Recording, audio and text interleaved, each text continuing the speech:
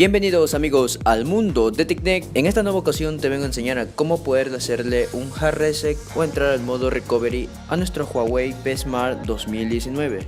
Antes que nada te invito a que te suscribas y actives la campanita para seguir recibiendo mucho más contenido exclusivo. Ahora sí, comencemos. Muy bien chicos, para empezar lo primero que vamos a hacer es apagar nuestro dispositivo. Una vez apagado nuestro dispositivo, lo que vamos a hacer es tener presionado la tecla de encendido con la tecla de subir volumen al mismo tiempo. Lo mantenemos presionado y una vez que encienda la pantalla, soltamos el botón de encendido, pero mantenemos pulsado el botón de subir volumen.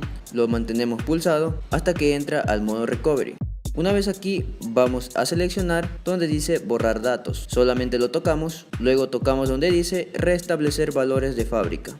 Una vez aquí nos da una instrucción que tenemos que escribir la palabra yes para poder confirmar este proceso. Y una vez hecho esto vamos a pulsar donde dice restablecer valores de fábrica. Como pueden observar, en este caso ya se estaría restableciendo los valores de fábrica.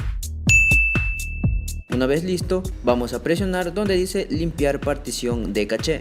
De igual manera vemos que este proceso es bastante rápido y una vez listo, vamos a pulsar donde dice volver. Y luego en la parte de reiniciar. Aquí nos tocará esperar hasta que el dispositivo se reinicie por completo. Este proceso suele tardar aproximadamente entre 2 a 3 minutos. Como pueden observar, el dispositivo estaría completamente restablecido desde cero. Que por cierto, si quieres saber cómo poder quitar la cuenta de Google a este modelo de dispositivo, te estaré dejando una tarjetita por aquí arriba para que vayas y lo cheques. Y bueno chicos, hasta aquí yo me quedo. Mi nombre es Alejandro del mundo de TechNet y nos vemos en un próximo video. Adiós amigos.